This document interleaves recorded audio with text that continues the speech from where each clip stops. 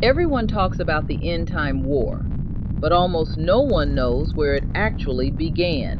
Before kingdoms rose, before beasts took shape, before the dragon ever spread his wings across the heavens.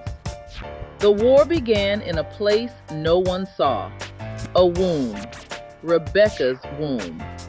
A battlefield disguised as a belly. Two nations, two destinies, two kingdoms wrestling in the dark. And the Most High said, "Two nations are in your womb, and two peoples shall be separated from your body." Genesis 25:23. But what he didn't say, what only the Spirit reveals, is that this was not just a family struggle. This was the first echo of the final war. Esau pushed forward, strong, red, fierce, born first. Feet pounding, feet destined to run wild. Feet that would one day grow into empires. Feet that would stand on the necks of nations. But Jacob reached, not with hatred, not with envy, but with prophetic instinct. He grabbed the heel that would one day stand inside the feet of the image, the feet mixed with iron and clay, the feet destined to be shattered by the stone cut without hands. Daniel 2:45. For as much as thou sawest that the stone was cut out of the mountain without hands, and that it brake in pieces the iron, the brass, the clay, the silver, and the gold. Jacob's hand was not a fight for birth order. It was a sign, a whisper from eternity. The younger will contend with the older until the end. Esau's line grew into kingdoms, kingdoms of hunters, kingdoms of conquest, kingdoms that built the image, Daniel 2:32-33. Head of gold, chest of silver, thighs of bronze, legs of iron, feet of iron mixed with clay.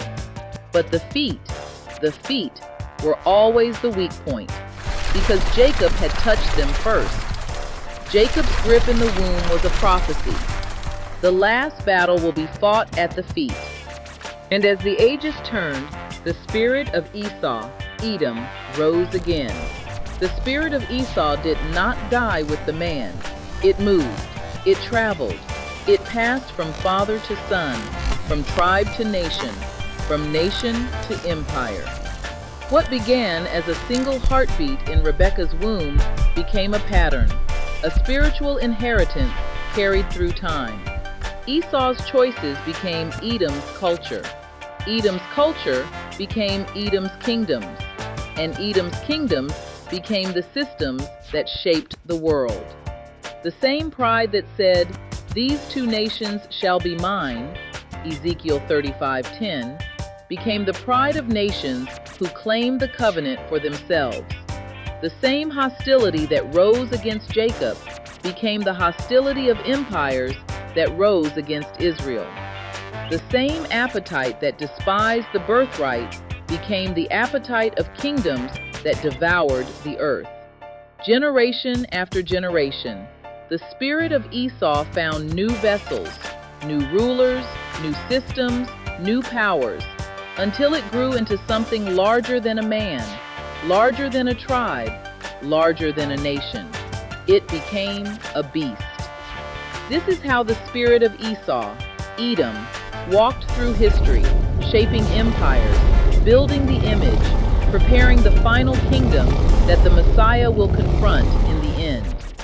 Edom lifted up its heart in pride, saying, "These two nations and these two countries shall be mine, and we will possess it." Ezekiel 35:10. But the Most High answered, "I have heard all thy blasphemies which thou hast spoken." Ezekiel 35:12.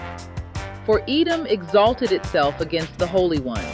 Ezekiel 35:13. Thus with your mouth ye have boasted against me. And because it rejoiced over Israel's fall, the judgment was sealed. As thou didst rejoice at the inheritance of the house of Israel, so will I do unto thee. Ezekiel 35:15. Yet even as Edom rose in pride, something else was happening behind the scenes.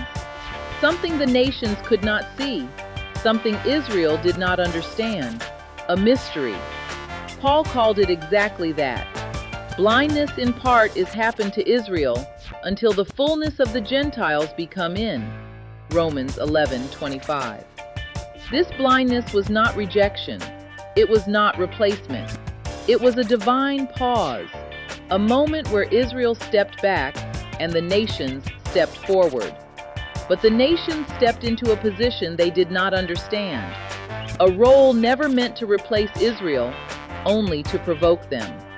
For Paul said, "As concerning the gospel, they are enemies for your sakes."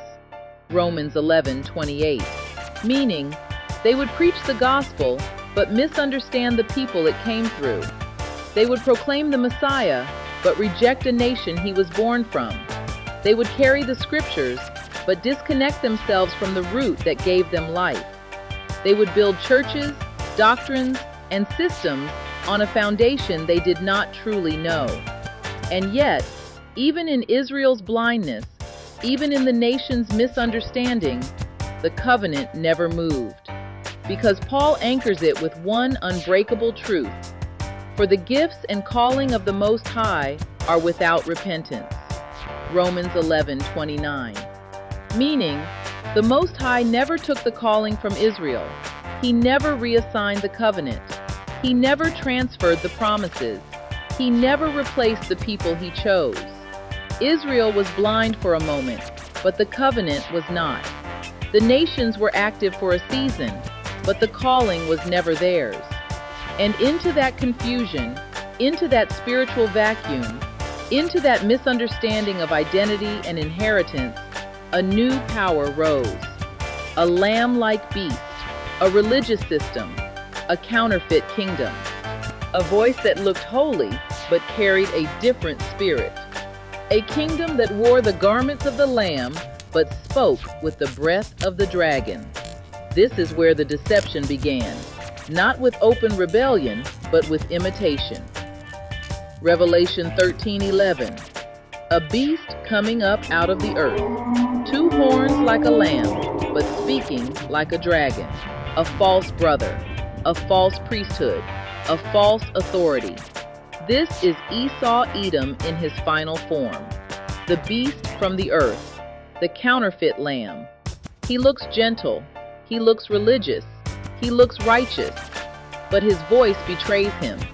He speaks like the dragon, the same dragon that hated the woman in Revelation 12, the same dragon that sought the child, the same dragon that empowered the kingdoms of iron. And this beast, this Edomite system, creates an image, not a statue, not a sculpture, a system, a culture, a world order. And Revelation says, the whole earth will worship the image. This is the image the people will bow to, the image built on Esau's feet, the image upheld by Edom's power, the image Jacob prophetically grabbed in the womb, the same image tied to the mark of the beast. But heaven tells the story from another angle. Revelation 12 opens, and suddenly Rebekah's belly appears again, not in the earth, but in the heavens. A woman clothed with the sun, a crown of 12 stars, a cry of travail, a child destined to rule the nations, and the red dragon waiting to devour.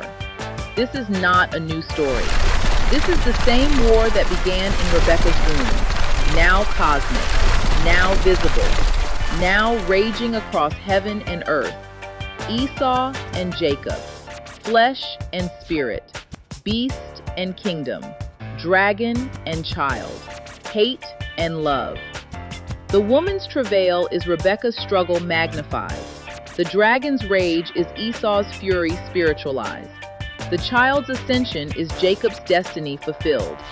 The womb becomes a sky. The brothers become nations. The struggle becomes a war. And when the story reaches its end, the Messiah rides out in Revelation 19. Faithful and true, eyes like fire, robe dipped in blood. He comes to finish the war that began in the belly. He comes to confront the beast, the final expression of Esau's kingdoms, the last empire standing on fragile feet. And the beast is captured. The false prophet is seized. The image is shattered. The dragon's power collapses. The stone strikes the feet. The kingdoms fall like dust. And Jacob, the one who reached, the one who wrestled, the one who clung to the promise, stands as Zion, the prince who prevailed. Just as Daniel 7:22 saw when the Ancient of Days came, and judgment was given to the saints of the Most High, and the time came that the saints possessed the kingdom. The war of the end times is not new. It began in a womb. It ends with a king.